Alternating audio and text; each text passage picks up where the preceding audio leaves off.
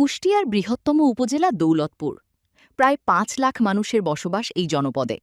রয়েছে অসংখ্য বাজার, শিক্ষা প্রতিষ্ঠান, কলকারখানা ও ঘনবসতিপূর্ণ এলাকা। তবে এত বড় উপজেলায় এখনও নেই কোনো ফায়ার সার্ভিস স্টেশন। দৌলতপুর প্রতিনিধি মোহাম্মদ বাপ্পি হোসেন জানান, ফলে অগ্নিকাণ্ডের ঘটনা ঘটলেই চরম ভোগান্তিতে পড়তে হয় স্থানীয়দের।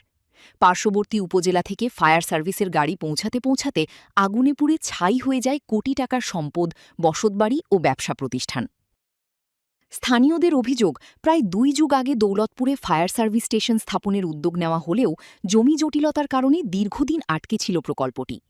পরে ২০২২ সালে চুয়া মল্লিকপাড়া এলাকার হাসিনা বানু নামে এক নারী ফায়ার সার্ভিস স্টেশন নির্মাণের জন্য ৮২ শতক জমি দান করেন।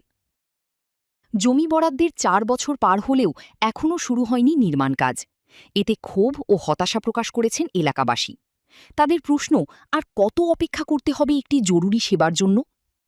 সংশ্লিষ্ট কর্মকর্তারা বলছেন, ফায়ার সার্ভিস স্টেশন নির্মাণের নকশা প্রণয়নের কাজ চলমান রয়েছে। প্রক্রিয়া শেষ হলেই দ্রুত নির্মাণ কাজ শুরু করা হবে। ফায়ার সার্ভিস সূত্র জানায়, গত বছর কুষ্টিয়া জেলায় ৪২৫টি অগ্নিকাণ্ডের ঘটনা ঘটেছে, আর চলতি বছরের ফেব্রুয়ারি পর্যন্ত আগুন লাগার ঘটনা ঘটেছে ৭৪টি। স্থানীয়দের দাবি, মানুষের জীবন ও সম্পদ রক্ষায় দ্রুত দৌলতপুরে ফায়ার সার্ভিস স্টেশন নির্মাণের কাজ শুরু করা হোক।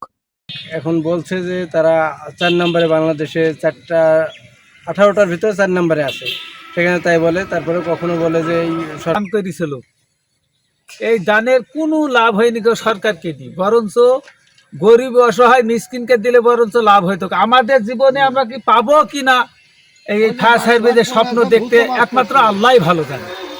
আমরা দীর্ঘদিন ধরেই শুনে আসছি হবে হবে, তো বিগত সরকারের আমলেও আসলে এটা হয়নি।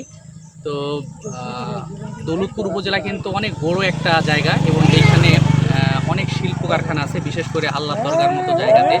তো এই পাশে যখন একটা দুর্ঘটনা, এই দৌলতপুরে ফায়ার স্টেশন হওয়া উচিত ছিল, যেহেতু কুষ্টিয়া জেলার সবচেয়ে বড় উপজেলা, কিন্তু পূর্ববর্তী সরকাররা এই ফায়ার স্টেশন করে নাই। এখন জমি রেজিস্ট্রি হয়েছে, স্থাপত্য নকশা প্রণয়নের কাজ চলমান অবস্থায় আছে। এটা শেষ হলে আমরা পরবর্তী প্রক্রিয়া যেতে পারবো। উপজেলায় এখনো কোনো ফায়ার স্টেশন নেই। সেটা হচ্ছে আমাদের কোনো যদি অগ্নিকাণ্ডের ঘটনা ঘটে আমাদের ভেড়ামারা থেকে সাপোর্টটা নিতে হয়। তো এই বিষয়টা নিয়ে আসলে ডিসি অফিসও কনসার্ন, এটা আলোচনা হয়েছে, কারণ ফায়ার স্টেশনটা নির্মাণ করবে পিডব্লিউডি। সেই ক্ষেত্রে জমি সংক্রান্ত একটা সমস্যা রয়েছে, সেটা হচ্ছে একজন একটা জমি দান করেছেন ফায়ার স্টেশনের জন্য।